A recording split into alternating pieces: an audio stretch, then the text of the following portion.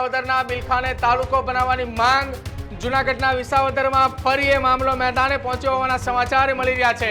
બિલખામાં પક્ષ વિપક્ષ અને આગેવાનોએ સાથે મળી ગ્રામજનોની સાથે રહીને એક સહી ઝુંબેશ ચલાવી છે।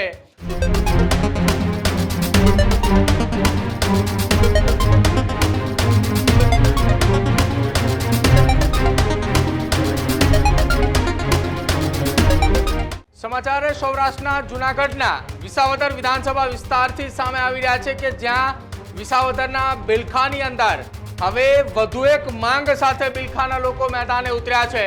ગુજરાતની અંદર થોડા દિવસો પહેલા જ 17 જેટલા નવા તાલુકાઓ આપવામાં આવ્યા, ત્યારે હવે જૂનાગઢના વિસાવદર વિધાનસભા વિસ્તારના બિલખાના લોકોએ મેદાને છે। જૂનાગઢના વિસાવદરમાં ફરી એ મામલો મેદાને પહોંચ્યો હોવાના સમાચાર મળી રહ્યા છે। વિસાવદરના બિલખાને તાલુકો બનાવવાની માંગ એક સાથે ઉઠી છે। બિલખાને તાલુકો બનાવવાની માંગ સાથે લોકો એક થયા હોવાના સમાચાર બિલખાથી મળી રહ્યા છે।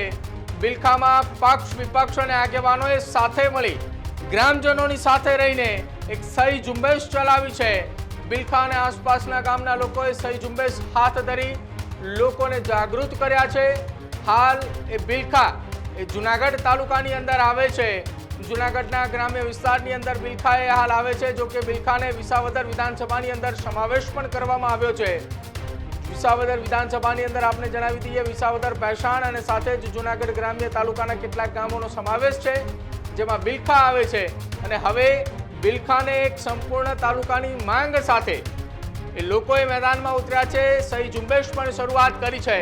સહી ઝુંબેશની અંદર બિલખાના લોકોએ પહેલા જ દિવસે સહી ઝુંબેશમાં અનેક લોકો વેપારીઓને સાથે જોડ્યા। એક પેપરની અંદર તમામ એ લોકોની સહી કરાવી। આવનારા સમયની અંદર આ જે લોકો આગેવાનો છે કે જેને બિલખા તાલુકાની માંગ કરી છે, એ લોકો બિલખાની અંદર જે સમાવેશ કરવા માટેની જે ગામોની માંગ કરવામાં આવી છે એ ગામોની અંદર પણ જશે, ત્યાં જઈને પણ સહી ઝુંબેશ ઉઠાવશે। જો કે આ તમામ લોકોની એક માંગ છે કે જો બિલખાને તાલુકો બનાવવામાં આવે તો બિલખાની અંદર આસપાસના અનેક ગામો છે જેને અનેક સરકારી યોજનાના લાભ પણ મળે અને સાથે જ બિલખાનો વિકાસ પણ થાય। સાંભળો, આ સહી ઝુંબેશ હાથ ધરવામાં આવી હતી, દરમિયાન બિલખાના લોકો શું કહી રહ્યા છે। પણ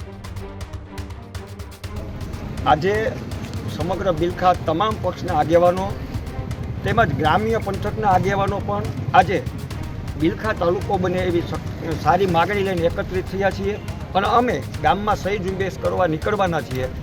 ઘેરે ઘેરે જઈશું, લોકોની દુકાને દુકાને જઈશું, સહી કરાવશું અને સરકારને આપણી વ્યાજબી માગણી પહોંચાડશું કે ઘણા વર્ષો થયા અમે બિલખા તાલુકો બનાવવાની માગણી અમારી અવિરત ચાલુ છે, તો આ વખતે અમને બિલખાને તાલુકો જાહેર કરે અને અમને ન્યાય આપે એવી સરકારશ્રીને મારી નમ્ર વિનંતી છે।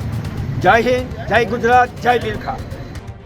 આજે તારીખ 27 સપ્ટેમ્બરના રોજ બિલખા અને આસપાસના ગામડાના આગેવાનો, સર્વપક્ષીય આગેવાનો સર્વસંમતિથી બિલખા તાલુકો જાહેર થાય એ માટે સહી ઝુંબેશ શરૂ કરે છે અને એકત્રિત થઈ અને આ કાર્યનો આરંભ કરે છે। આપને જણાવી દઈએ કે બિલખાની અંદર લગભગ 8 થી 10,000 લોકોની વસ્તી છે। આ બિલખા કે જે જૂનાગઢના વિસાવદર વિધાનસભા મત વિસ્તારની અંદર તેનો સમાવેશ કરવામાં આવે છે। વિસાવદરની રાજકીય પરિસ્થિતિ અને ગતિવિધિઓના કારણે બિલખાને ખૂબ મહત્વ મળ્યું છે, જેટલું જ મહત્વ વિસાવદર અને ભેસાણ વિસ્તારને મળ્યું છે। જેમ કે વિસાવદર અને ભેસાણ એ તાલુકાઓ છે, જો કે બિલખા એકમાત્ર ગામ છે કે જ્યાં જૂનાગઢ તાલુકાની અંદર તેને સમાવેશ કરવામાં આવે છે। જૂનાગઢ ગ્રામ્યનો એ તાલુકો છે, જૂનાગઢ તાલુકો, જેની અંદર બિલખાનો સમાવેશ થાય છે, પરંતુ રાજકીય ગતિવિધિઓને અનેક એપી સેન્ટર પણ બિલખા માનવામાં આવે છે। વિસાવદરની અંદર થોડા સમય પહેલા યોજાયેલી પેટા ચૂંટણીની અંદર પણ બિલખા એપી સેન્ટર ગણાતું હતું।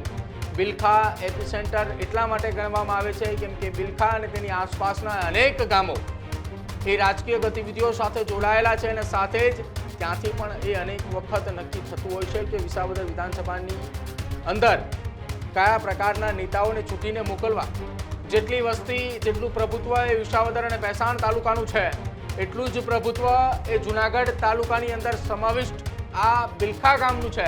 કેમ કે બિલખા એ આસપાસના ગામો જે આવેલા છે તેમાંથી સૌથી મોટું એ ગામ બિલખા છે। ત્યાં એ વસ્તી અને સાથે જ ત્યાંના લોકોની એ માંગ છે કે અમારા એ બિલખાને તાલુકો એ જાહેર કરવામાં આવે। જે તાલુકો જાહેર થાય જેમાં જૂનાગઢ તાલુકાના અનેક ગામોનો પણ સમાવેશ થાય, ત્યારબાદ વિસાવદર અને કેટલાક ભેસાણ ગામોનો પણ સમાવેશ કરીને બિલખાને એક તાલુકો જાહેર કરવાની આ માંગ ઉઠી છે.